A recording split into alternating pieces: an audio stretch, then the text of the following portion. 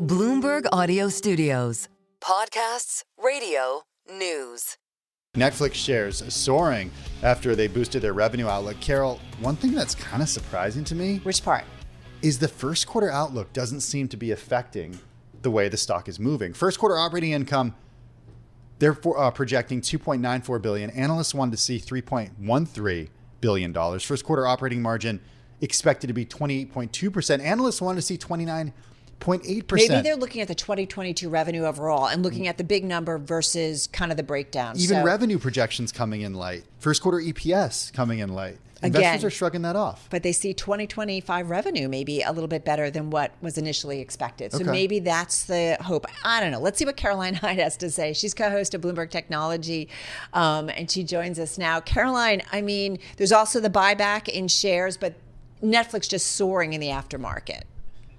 What a way to close out your subscriber numbers, because this is the last time we ever get them. The last quarter of subscriber numbers, an absolute blowout, as you say, coming in double where the expectations had been of 18 million. And they've added on net 41 million more people around the world over the course of this year. I mean, this is better than they did during 2020 in the onset of COVID, when we were all suddenly trapped in our homes and had nothing else to do but to switch on and pay for Netflix. Extraordinary numbers. And I think, Carol, what you're saying is really prescient. The fact that they're looking to a full year that still looks so strong, operating margin going to live up to 29%. I hear you, Tim, on the fiscal first quarter, perhaps looking a little bit light. But remember, this is a company that promised us that advertising, which has been slow to bear fruit, isn't actually going to give us a real substantiated financial hit and oomph until 2026. But already you're seeing those dividends. Already you're seeing people pile into the advertising product. And thank you to Jake Paul, to Mike Tyson, to Beyonce, because this is where it's at. It seems to be live programming really winning it for them. Yeah, I was going to say no boxing matches or Beyonce happening during the pandemic either. So maybe that's one of the big shifts. I do want to bring in Geetha Ranganathan, technology and media analyst for Bloomberg Intelligence. Just to repeat some of these headlines here, Netflix shares are soaring more than 10%. They boosted their 2025 revenue outlook. They added $18.91 million net paid streaming users in the fourth quarter. Estimates were for 9.18, so more than doubling it there. Geetha, you've had about 10 minutes to look at these results. What jumps out to you? Yeah, everything what you just pointed out. You know, the one thing that we were worried about coming into this quarter was whether they were going to take down their revenue expectations, just kind of given the strength in the dollar, but they actually boosted that. And, you know, you talked about the live sports being such a big part of this 18.9 million subscriber blowout. And it's going to be interesting to see how they go ahead with both subscriber acquisition and retention. So they do have WWE programming that came on, you know, starting January of this year. And that's a really interesting retention strategy, because you do have that programming kind of come in week in and week out. And so it's going to be interesting to see how they kind of shape the conversation forward.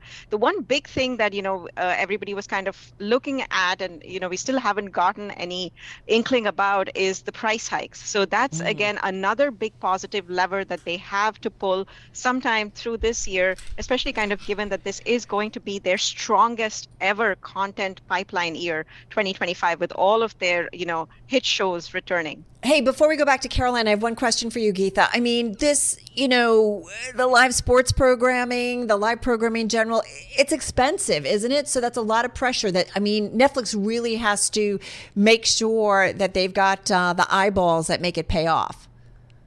It did pay off for them. So let's just take the NFL, for instance. They spent about $75 million per game.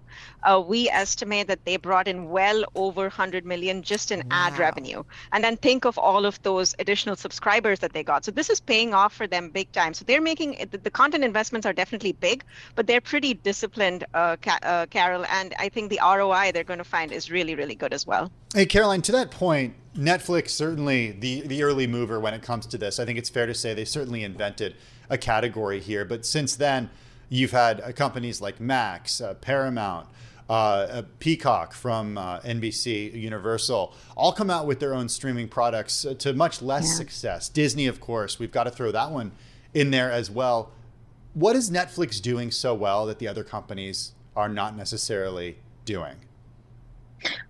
Very good point. And leaving the dust, I mean, Geetha's numbers are so stand out when you think about this is a company with 300 million subscribers worldwide, leaving Disney just way behind, less than half of what they've currently been able to crow about. But I think it's just the heady mix of being able to offer you the right content at the right time and the right price format. They're making big inroads into Latin America and into Europe as well as into the United States, which really surprised me was how strong the US and Canada are in the face of those price hikes.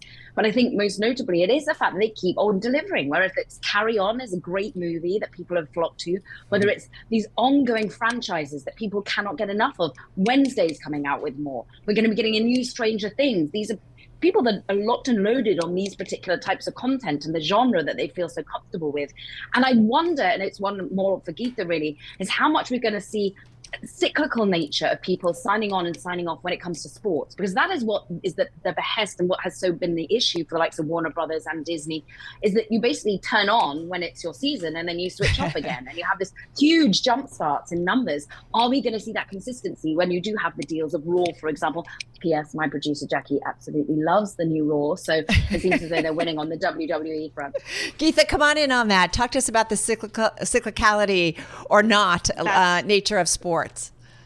Yeah, no, that's a great point that Caroline brought up. And we've seen that happen every time during football season, right? People just sign up for all these services. And then after the Super Bowl, you have so much of this, what is called churn and burn, right? But that's where I think Netflix is going to do things a little bit differently. So they're going to use a combination of these big splashy events. Think of, Tyson versus Paul, or even the NFL games, where you can go out and acquire all this huge bunch of subscribers. And then you have, consistent weekly programming like WWE. Then the next thing that's really coming up for renewal is UFC, which is, again, year-round programming, which then, forces people to come back week after week to watch their favorite shows. And I think that's how they're going to, they've always kind of strived for this nice mix, whether it's English, non-English content, whether it's licensed original content. And now it's going to be, kind of this live sports, the one-off events versus, that year-round programming. Geetha, before we let you go, you're an analyst for Bloomberg Intelligence. You cover technology and media. You like having more data rather than less data. Unfortunately, you're going to get less data from Netflix moving forward because they're not going to report this customer metric anymore. What are you going to use to back out that figure? What should we be looking at? Yeah, definitely. I mean, revenue is how they have been kind of training us. Revenue growth is going to be the big number going forward. It's going to be interesting to see if they give any metrics, Tim, around advertising at all, because we will kind of need that a little bit to see if that ad ARPU number is climbing up or not. But yeah, we're going to have to make some guesstimates in terms of subscriber numbers.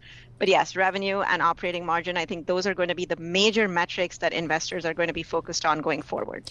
Hey, before we go, Caroline, I did want to get you to weigh in on, we are anticipating an announcement by President Trump on building artificial intelligence infrastructure here in the United States, a big joint venture. We've seen some stocks like Oracle move on it. What do we know, or what might we expect?